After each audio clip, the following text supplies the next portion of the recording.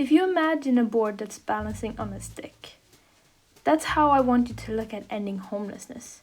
It's hard to balance what you could do. But what is the definition of homelessness and why is rehabilitation related? Well, being homeless is not just one thing, it's complex. That means a lot of different contexts considered into different categories of people. Rehabilitation is used to stop you from going deeper down the spiral that is homelessness. In a triangular shape, it's displaying how the needs are categorized. Main focus is to survive, heal, and become independent. And motivation is the most important thing to remember.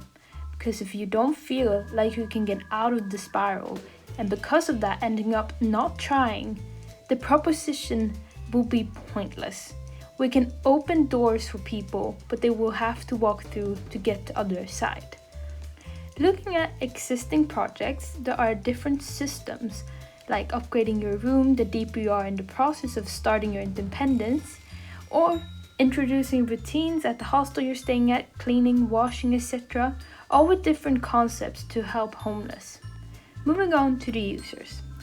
The staff and volunteers are very diverse, and I have decided that the best way to display them is a character profile.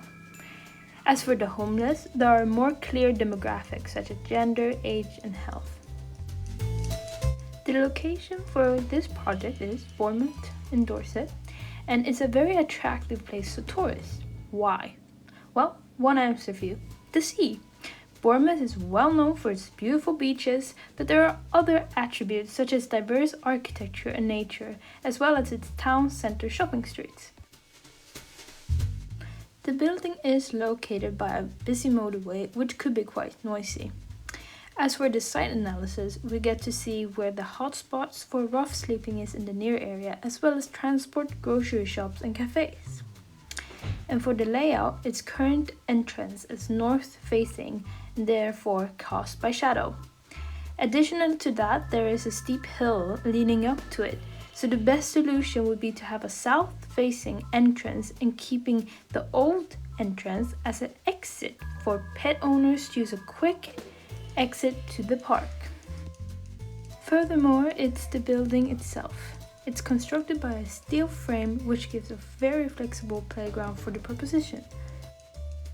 Having survive, heal and independence base for facilities for both those who live there but also visiting users is being acknowledged in the adjacency matrix. As for my snapshot precedents, co-living, temporary structures, pop-ups, pavilions was the main search engine for them.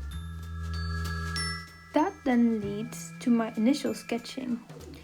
Hut's silhouette is what was going through my mind because I'm playing with the expectations of how you usually draw a home, which is a triangle and a square, based on what most people think homelessness is. Furthermore, going more in depth with certain elements to be used for motivation and practical reasons. As for the second stage sketches, it's more of a frame-like structure to link through the whole building, as well as this idea of having a very inviting entrance. Moving on to the first stage zoning, I believe separating levels depending on social interactions. My vision is to have 100% temporary structures that are designed with practicality, contextual elements, and philosophical contrast, all to answer the needs of surviving, healing, and establishing independence for a future without homelessness in Bournemouth.